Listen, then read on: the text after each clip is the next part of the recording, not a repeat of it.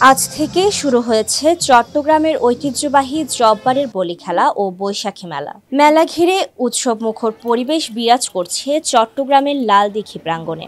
রাস্তার ধারে কয়েক কিলোমিটার এলাকা জুড়ে বসেছে বৈশাখী মেলা। মনকাড়া মৃৎশিল্প, কুটির শিল্প, গ্রামীণ নানা পণ্য সামগ্রীর পসরা সাজিয়ে বসেছেন ক্রেতারা। চোখে পড়ছে হরেক রকমের হাতপাখা, মাটির কলস, বাঁশ ও বেতের তৈরি নানা আকর্ষণীয় আসবাবপত্র। গৃহস্থ পরিবারগুলো বছরের টুকিটাকি কেনাকাটা করতে ছুটে এসেছেন মেলায়। প্রস্তুতি মোটামুটি, তেমন এখনো তো মাল গুছাই সারতে পারি না। মাল গুছাইলে বলতে পারবো আর কি। এখানে 40 বছর ধরে আসি। এখানে আমরা সবসময় এই ব্যবসা করি, 40 বছর ধরে এই ব্যবসা করি। ঢাকা সোনারগাঁ থেকে আসছি আমরা।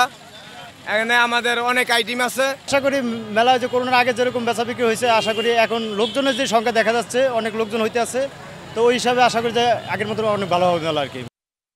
115 বছর ধরে চলছে চট্টগ্রামের সবচেয়ে বড় ঐতিহ্যবাহী এই মেলা। প্রতি বছর বাংলা পঞ্জিকা অনুসারে বৈশাখ মাসের 12 তারিখে লালদিঘি মাঠে অনুষ্ঠিত হয় জব্বরের বলি খেলা। 3 দিন ব্যাপী এই মেলা শেষ হবে শুক্রবার। মেলার দ্বিতীয় দিন অনুষ্ঠিত হবে মূল বলি খেলা।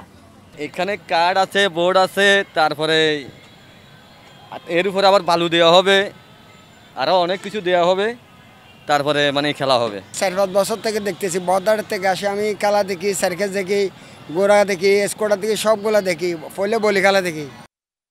ব্রিটিশ বিরোধী আন্দোলনে যুব সম্প্রদায়কে উৎসাহিত করতে তৎকালীন ব্যবসায়ী আব্দুল জব্বার সওদাগর 1909 সালে লালদিঘির পাড়ের এই বলি খেলার সূচনা করেন। সে থেকেই চট্টগ্রাম ইতিহাসের ঐতিহ্যের সাথে মিশে আছে এই সংস্কৃতি। Marilyn Annie, Bangladhara, Chittagong.